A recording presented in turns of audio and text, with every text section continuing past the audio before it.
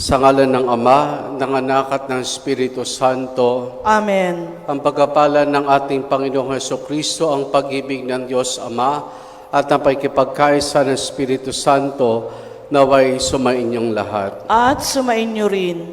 Mga kapatid, yung linggo na malabathalang awa ng Diyos, naway maging mukha rin tayo ng awa ng Panginoon sa pamamagitan ng pagpapakita ng habag sa ating kapwa. Sa pasimula ng ating pagdiriwang ng banal na misa, upang tayo maging marapat makibahagi, aminin natin ang ating mga kasalanan. Inaamin ko sa makapangyarihang Diyos at sa inyo mga kapatid, na lubha ko nagkasala sa isip, sa salita at sa gawa at sa aking pagkukulang. Kaya isinasamo ko sa mahal na Birheng Maria, sa lahat ng mga anghel at mga banal, at sa inyo mga kapatid, ako'y panalangin sa Panginoong ating Diyos. Kaawaan tayo ng makapangyarihang Diyos, patawarin tayo sa ating mga kasalanan, at patnubayan tayo hanggang sa buhay na walang hanggan. Amen. Amen.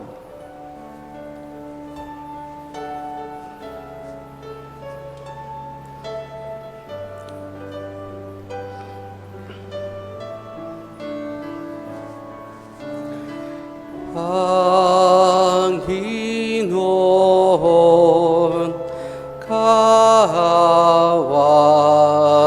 mo kami.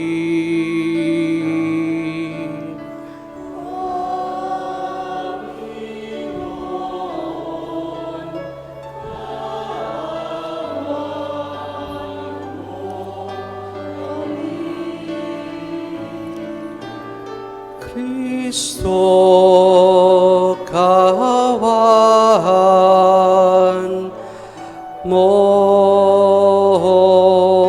kami. Kristo, kaawaan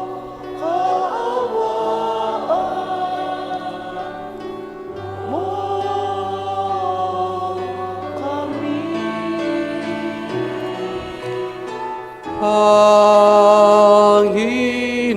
Panginoon, kahawan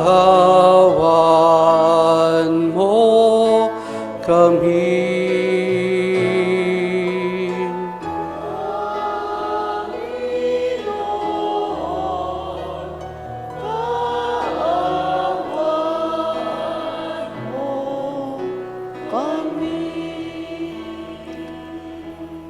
Papuri sa Diyos sa kahitasan. Ay kapayapaan sa mga taong tinulungan niya. Pinupuri ka namin, inarangan ka namin, sinasamba ka namin, pinagmumuni ka namin, pinasasalamatan ka namin, dahil sa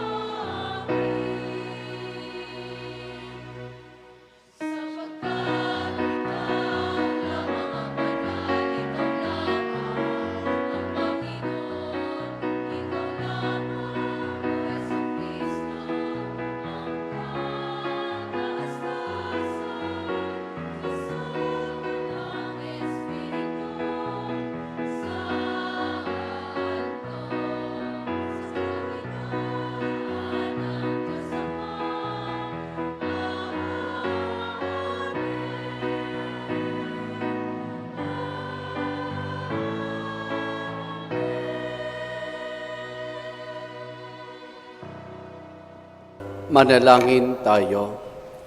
Ama naming makapangyarihan, sa pagdiriwang namin ito ng Pasko ng pagkabuhay ng anak mo, pinag-alab mo ang pananalig namin sa iyo.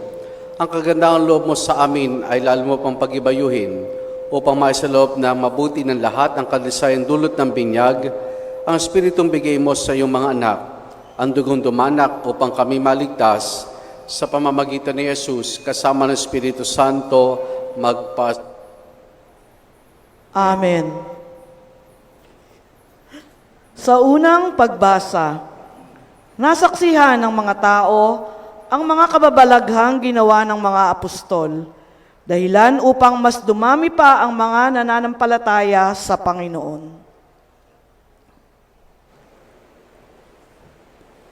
Ang salita ng Diyos mula sa mga gawa ng mga apostol.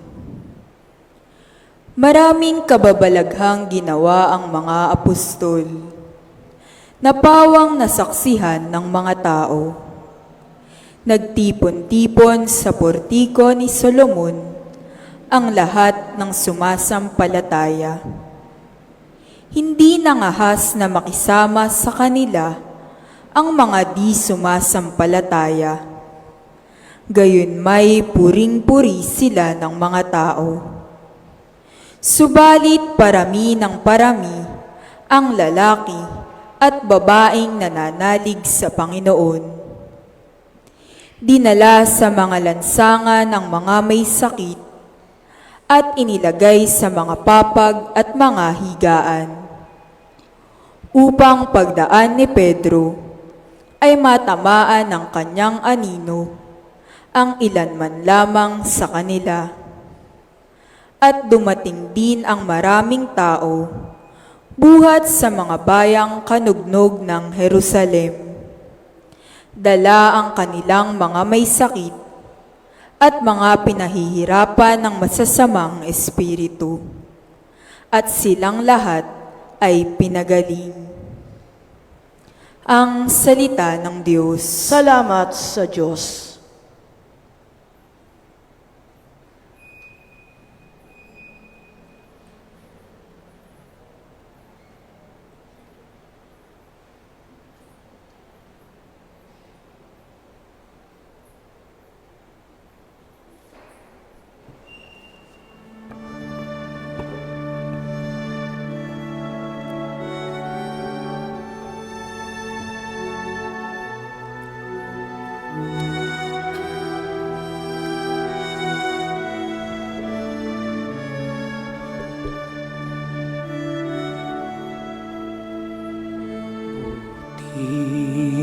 Timpo'y purihin, pag-ibig niya'y walang maliw.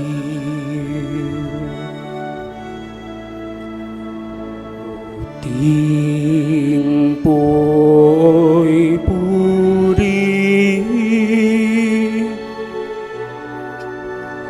pag-ibig niya'y walang maliw.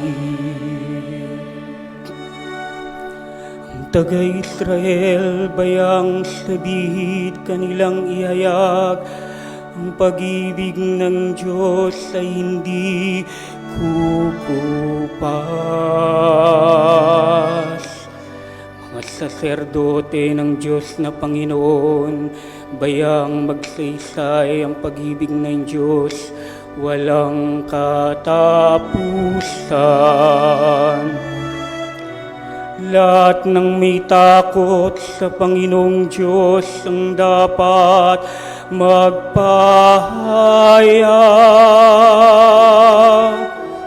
Ang pag-ibig niya'y hindi magwawakas.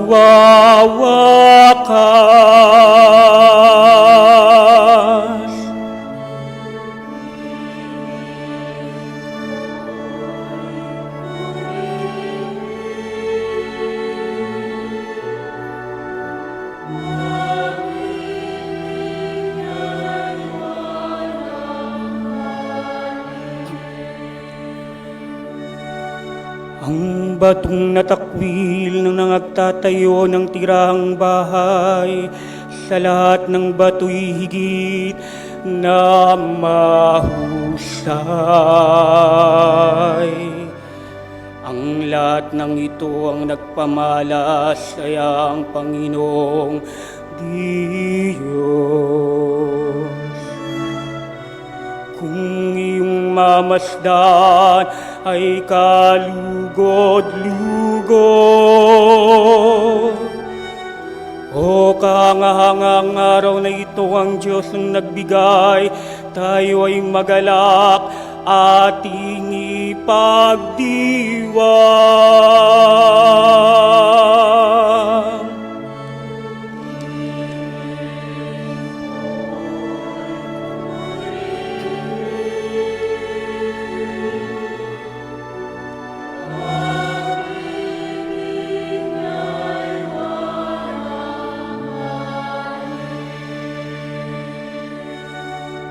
Kami ay ligtas, tubusin mo poon kami ay ligtas, pagtagumpayin sa layunit hangad.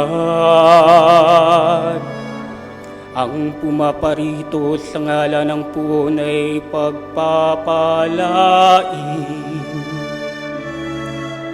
Magmula sa templo, mga pagpapali kaniyang tatanggapin. Ang Panginoong Diyos pagkabuti niya sa mga hinirang.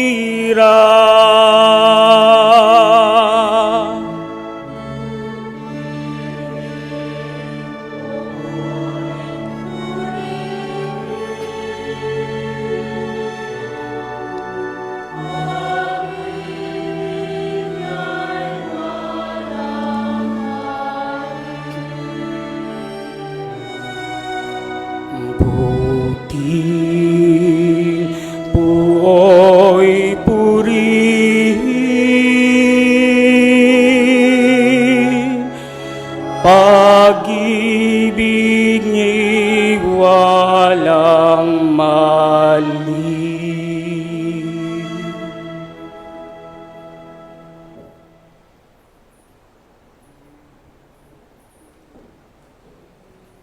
Sa ikalawang pagbasa, bilang pagsunod sa tinig na nagsabi sa kanya, isinulat ni Apostol San Juan ang kanyang nakikita na nangyayari na at mangyayari pa.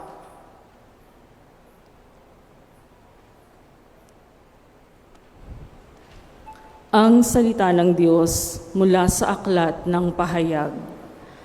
Ako'y si Juan, ang inyong kapatid, na kasama ninyo sa paghihirap, paghahari at pagtitiis dahil sa pakikipag-isa kay Jesus.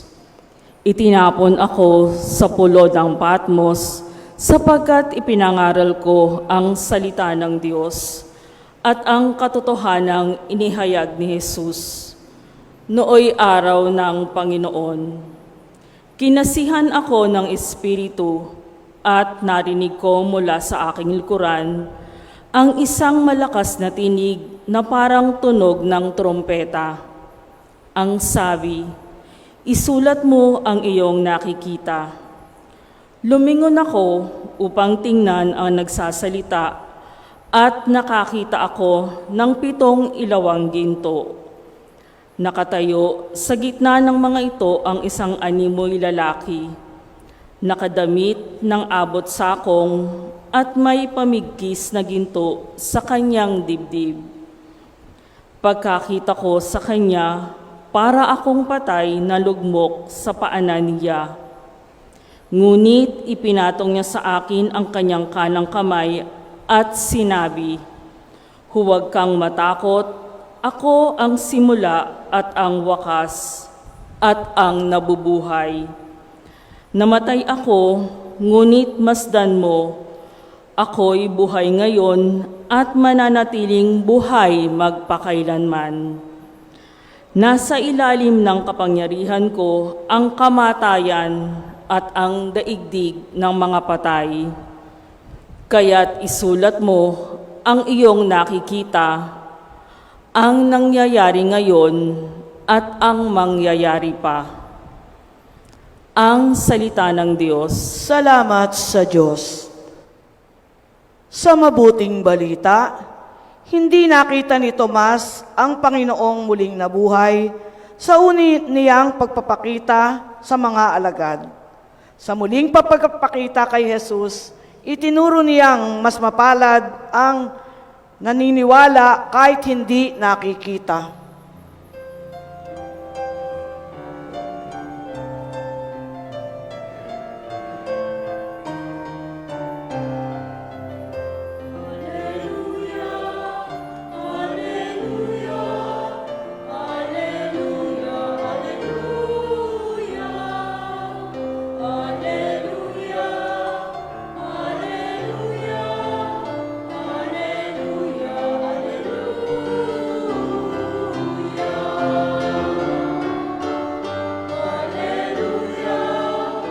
Hallelujah.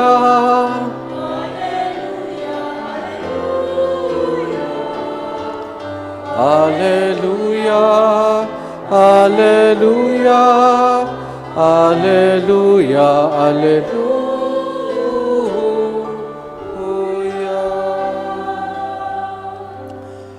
Sumainyo ang Panginoon. At sumainyo rin. Ang mabuting balita ng Panginoon ayon kay San Juan. Papuri sa iyo, Panginoon.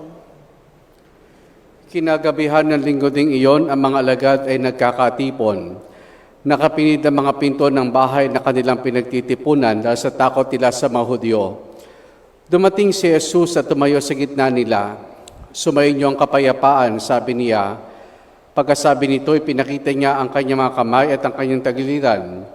Tuwang-tuwa ang mga alagad na makita ang Panginoon. Sinabi na naman ni Jesus, sumainyo ang kapayapaan. Kung paano sinugo ako ng Ama, hindi naman sinusugo ko kayo. Pagkatapos sila'y hiningahan niya at sinabi, tanggapin ninyo ang Espiritu Santo. Ang patawarin ninyo sa kanilang makasalanan ay pinatawad na nga. Ang hindi nyo patawarin ay hindi nga pinatawad.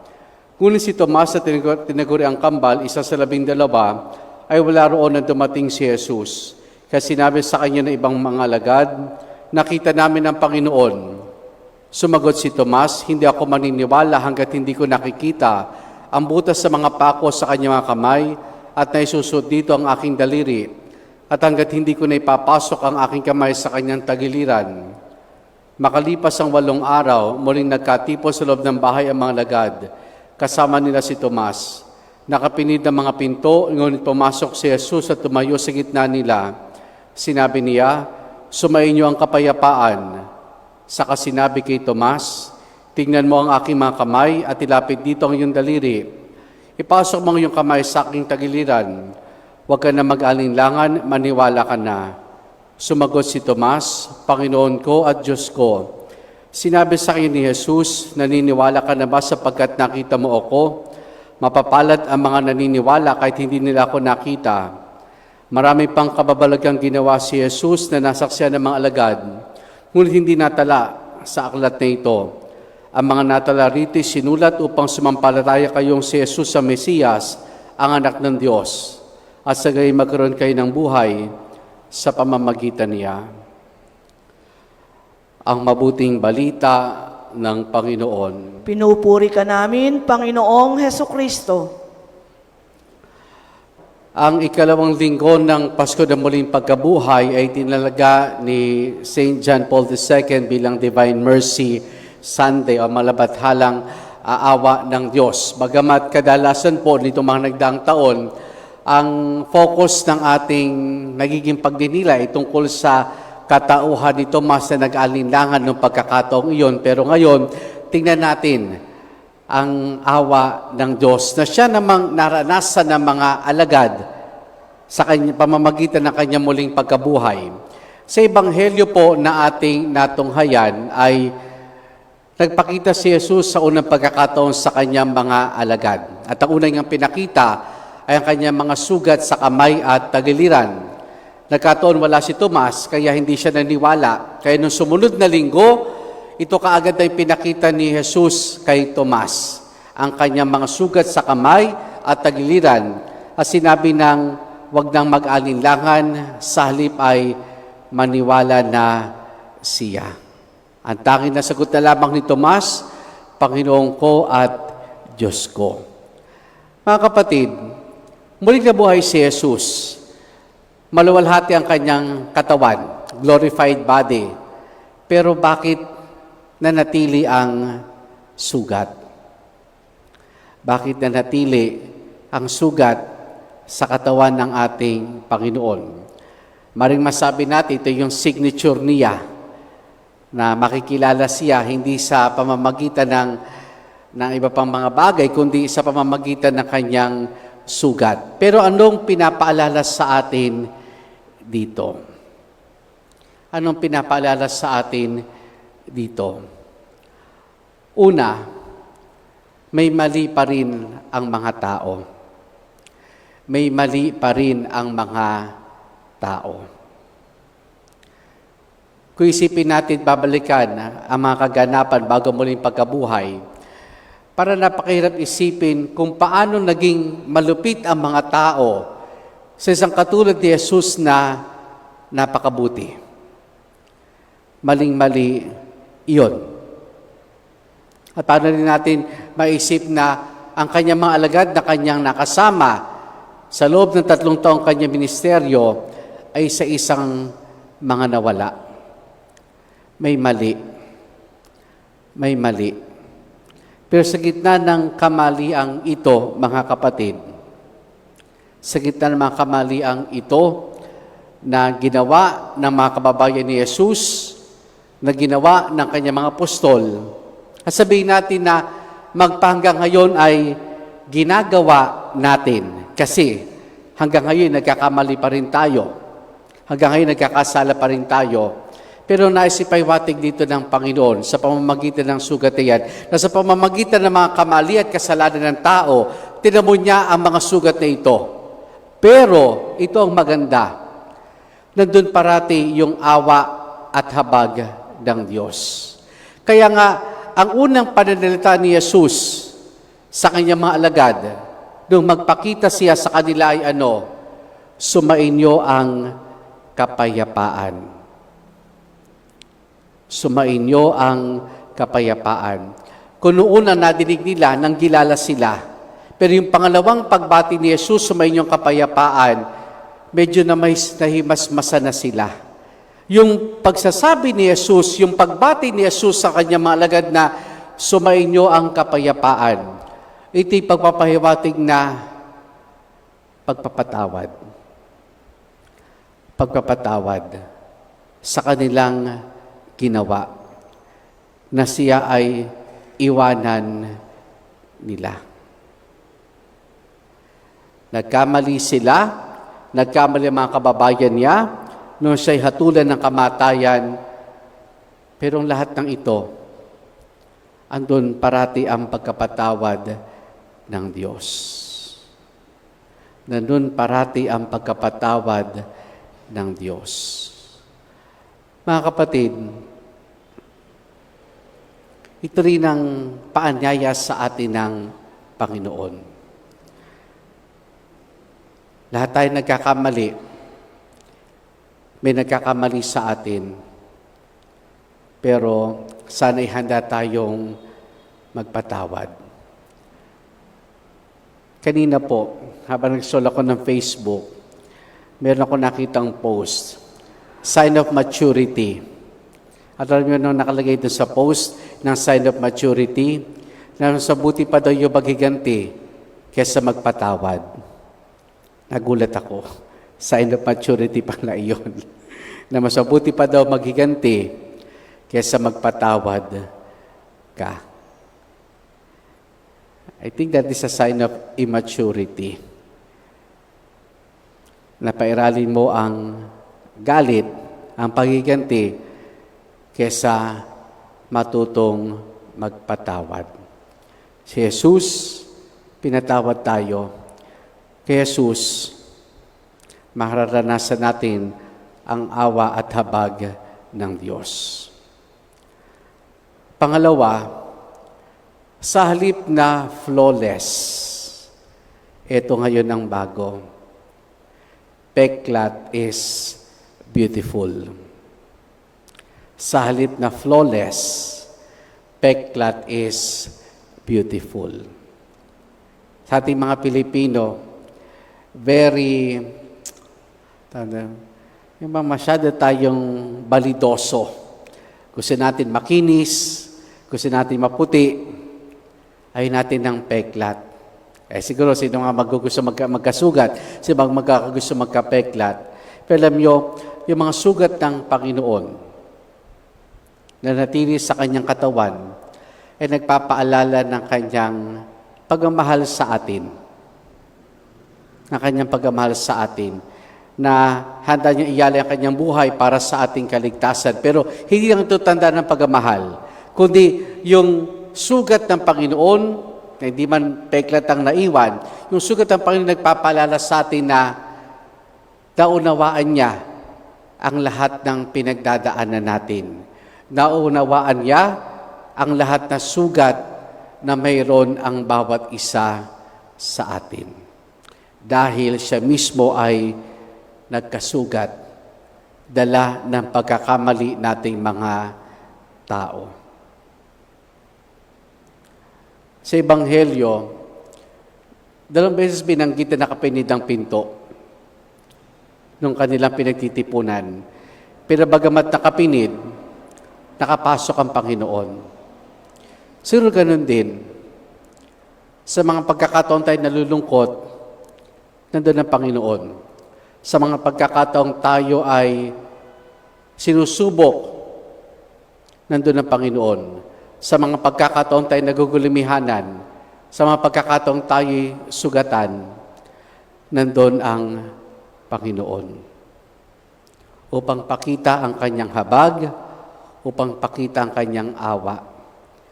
Yung awa na may pagkilos, yung awa na may pagtugon. Kasi tayo, madali tayo makadama ng awa. Kapag meron tayo nakitang matanda, naawa tayo. Kapag meron tayo nakitang mga nahihirapan, naawa tayo. Pero ang awa natin, dagdagan natin ang gawa. Yun ang ginagawa ng Diyos. Mula sa kanyang awa, sinasamahan tayo, tinutulungan tayo, pinalalakas niya tayo. Tayong sugatan, tayong lapaypay, tayo man nagkakamali, sinasamahan, ginagabayan, pinalalakas ng Diyos. Sapagkat ang mukha niya ay mukha ng awa na handang dumapay. Mga kapatid, nawa sa ating buhay, patuloy nating maranasan ang awa ng Diyos. At nawa, pag naranasan natin awa ng Diyos, ito rin ang iparanas natin sa ating kapwa. Amen.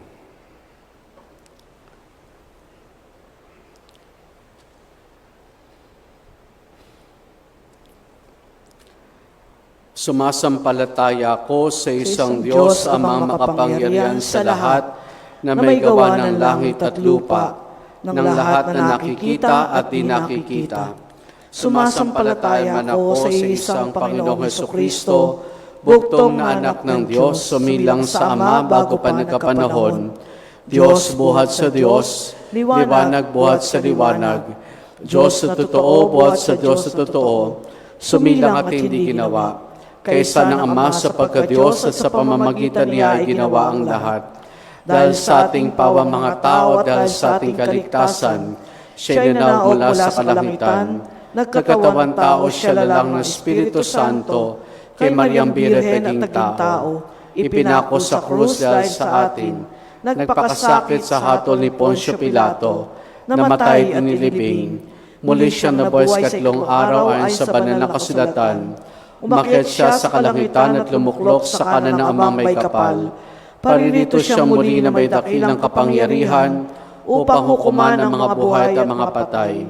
Sumasampalataya ako sa Espiritu Santo, Panginoon at nagbibigay buhay, na nanggagaling sa Ama at sa Anak, sinasamba siya at pinararangalan kaysa ng Ama at ng Anak, nagsalita siya sa pamamagitan ng mga propeta.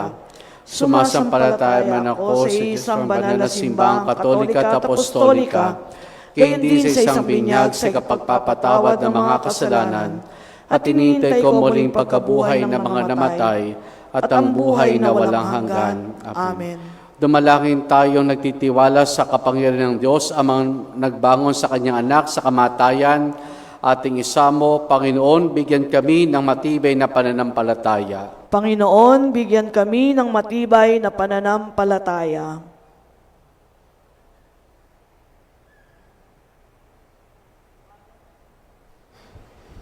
Para sa mga namumuno sa simbahan, upang ihatid nila ang awa at pag-asa ng Panginoon, dumalangin tayo sa Panginoon. Panginoon, bigyan kami ng matibay na pananampalataya. Para sa pamilyang Kristiyano, upang mapag-alab sila ng lagi ang pakikipagtagpo ng muling nabuhay na Panginoon, dumalangin tayo sa Panginoon. Panginoon, bigyan kami ng matibay na pananampalataya. Para sa mga may malubhang karamdaman, upang patuloy silang manalig sa mapagpagaling na pagkalinga ng Panginoon, dumalangin tayo sa Panginoon. Panginoon, bigyan kami ng matibay na pananampalataya. Para sa mga naghahangad mahalal sa pamahalaan, upang maging malinis ang kanilang pamamaraan at malinaw ang paninindigan sa halaga ng buhay at pamilya, dumalangin tayo sa Panginoon. Panginoon, bigyan kami ng matibay na pananampalataya.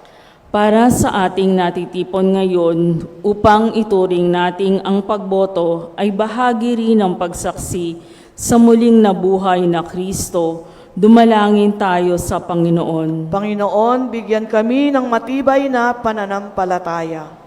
Para sa mga yumao, upang kamtin nila ang dakilang awa ng Diyos, dumalangin tayo sa Panginoon. Panginoon, bigyan kami ng matibay na pananampalataya.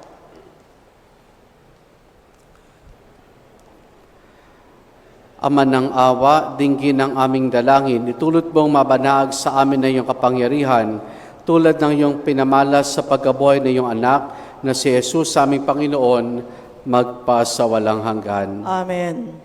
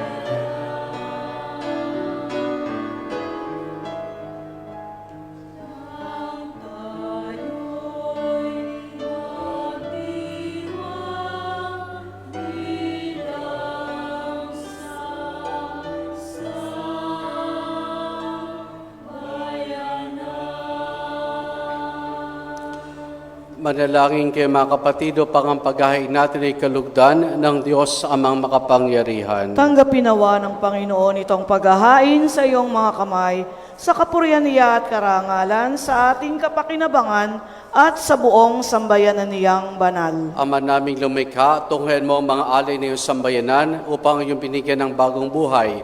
Sa pagsampalataya sa iyong ngalan at pagkadalisay noong sila'y binyagan, ay makapakinabang sa ligayang walang katapusan sa pamamagitan ni Jesus, kasama ng Espiritu Santo, magpa sa walang hanggan. Amen. Sumainyo ang Panginoon. At sumainyo rin. Taas sa Diyos sa inyong puso at diwa. Itinaas na namin sa Panginoon. Pasalamatan natin ang Panginoong ating Diyos. Marapat na siya ay pasalamatan. Ama naming makapangyarihan, tunay nga marapat na ikaw ay aming pasalamatan, lalo ngayong pinagdiriwang ang pagkain ng Mesiyas sa maamong tupa na tumubos sa aming lahat.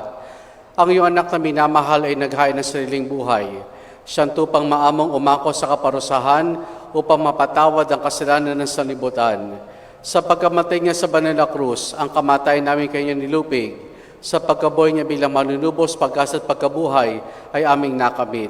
Kaya kaisa ng mga anghel na nagsisiawit ng papuri sa iyo nang walang humpay sa kalangitan, kami nagbubunyi sa iyong kadakilaan.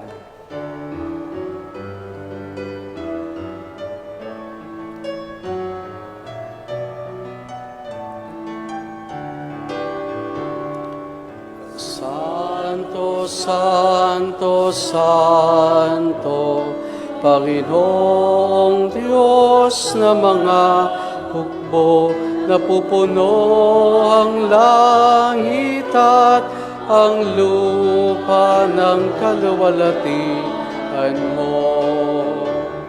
Hosana, Hosana, Hosana sa kaitaasan. Pinagpala ang naparirito sa ngalan ng Panginoon.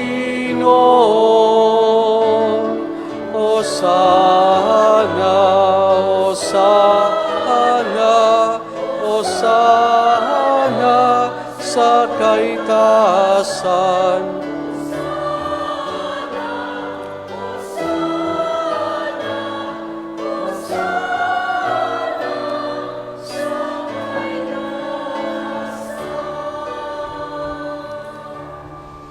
Ama naming banal, ikaw ang bukal ng tanang kabanalan.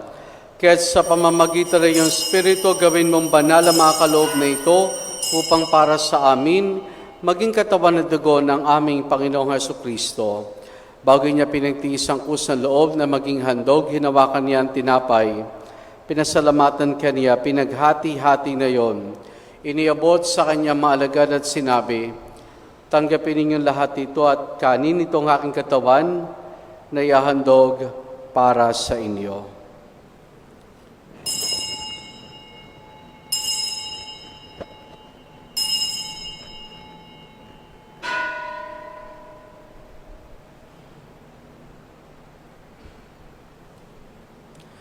Gayon din naman nang matapos ang hapunan, hinawakan niya ang kalis.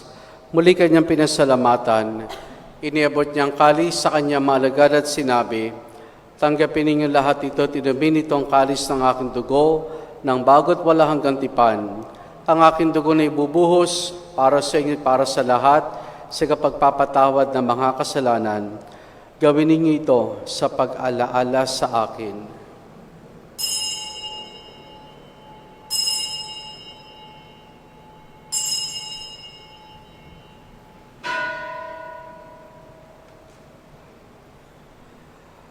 Ang misteryo ng ating pananampalataya.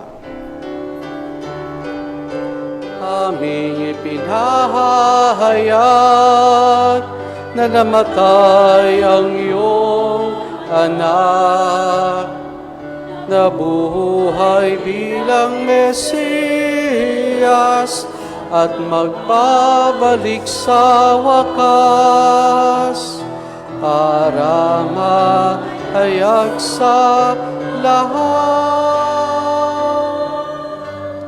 Ama, ginagawa namin ngayon ang pag-alaala sa pagkamatay at muling pagkabuhay ng iyong anak, kaya tiniyalay namin sa iyo ang tinapay na nagbibigay buhay at ang karis na kakaloob ng kaligtasan. Kami nagpapasalamat dahil kami minarapat at tumayo sa harap mo para maglingkod sa iyo. Isinasamo namin kaming magsasalo-salo sa katawan at dugo ni Kristo ay mabuklod sa pagkakaisa sa pamamagitan ng Espiritu Santo.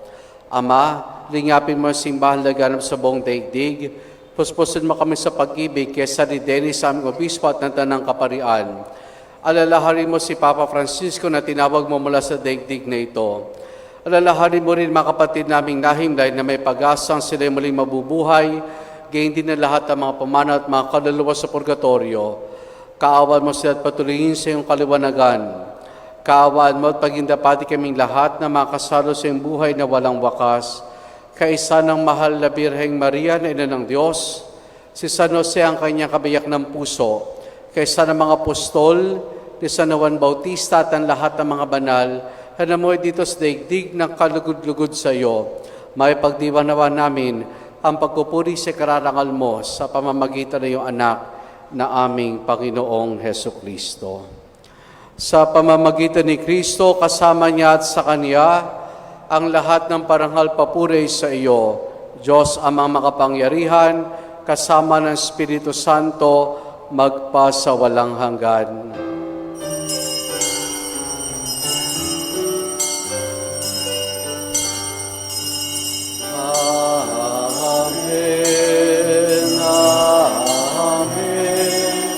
Amen.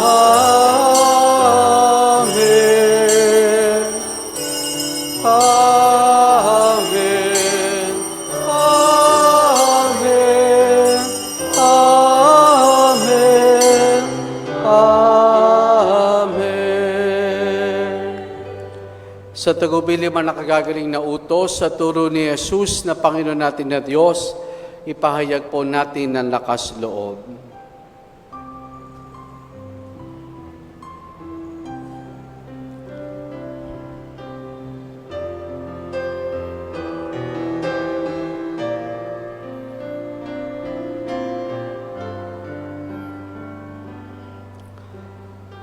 Manaming sumasalangit ka, sambahin ang ngalan mo, mapasa amin ang kaharian mo, sundin ang loob mo dito sa lupa para ng salangin.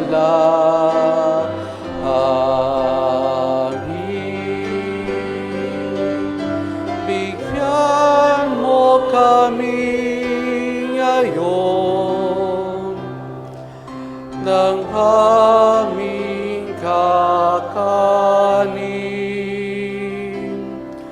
sa araw-araw at patawarin mo kami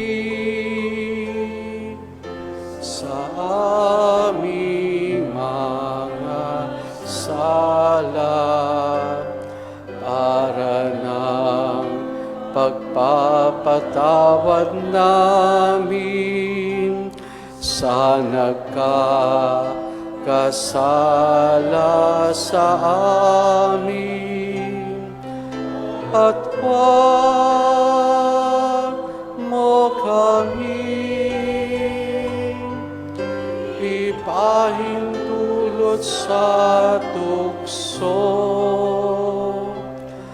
at iadya mo kami sa lahat ng masama. Hinihiling namin kay Maria sa lahat ng masama, pagkalooban ng kapayapaan araw-araw, iligtas sa kasalanan, at ilayos lahat ng kapahamakan, samantalang aming masayang pinananabikan ang dakilang araw ng pagkapahayag ng tagapagligtas naming Seso Kristo. Sapagkat sa iyo ang kaharian at ang kapangyarihan at ang kapurihan magpakailanman. Amen. Panginoong Kristo, sinabi mo sa iyong mga apostol, kapayapaan ang iniwan ko sa inyo, aking kapayapaan ang ibinibigay ko sa inyo. Tunghayan mong aming pananampalataya at huwag ang aming mga pagkakasala. Paglooban mo kami ng kapayapaan at pagkakaisa ayon sa iyong kalooban, kasama ng Espiritu Santo magpa sa walang hanggan. Amen. Ang kapayapaan ng Panginoon ay lagi nawang sumainyo. At sumainyo rin. Mga kapatid, maghangad at magbahagi po tayo ng kapayapaan ni Jesus sa isa't isa. Peace be with you po.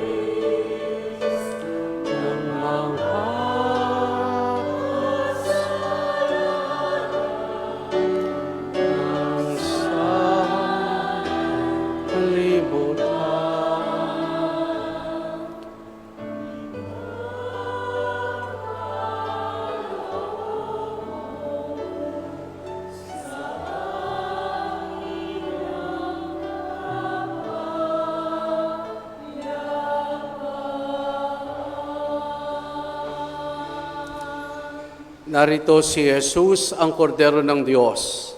Siya nagali sa mga kasalanan ng sanlibutan. Mapalad ang mga inaaniyahan niya makiisa sa kanyang banal na piging. Panginoon, hindi ako rapat-dapat na magpatuloy sa iyo. Ngunit sa isang salita mo lamang ay gagaling na ako.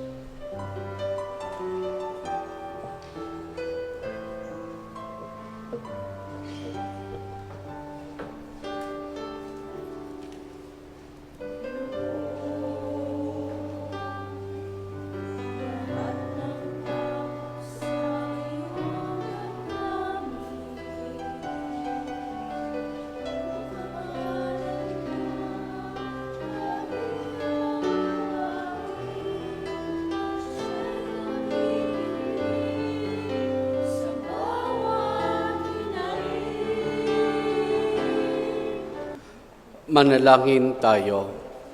Ama naming mapagmahal, ipagkaloob mo ang aming pakikinabang sa banal na pagpiging ng Pasko ng Pagkabuhay ay patuloy na umiral sa aming kalooban sa pamamagitan ni Jesus kasama ng Espiritu Santo magpasa walang hanggan. Amen. Sumainyo ang Panginoon At sumainyo rin. at pagpalain tayong lahat ng mabuti't mapagmahal na Diyos sa Ama, Anak at Espiritu Santo. Amen. Naialin na natin ang pagdiriwan ng banal na misa, humayo tayong taglay ang awa at pag-ibig ng Panginoong muling nabuhay. Alleluia, Alleluia. Salamat sa Diyos. Alleluia, Alleluia. Purihin po natin ang ating Panginoon.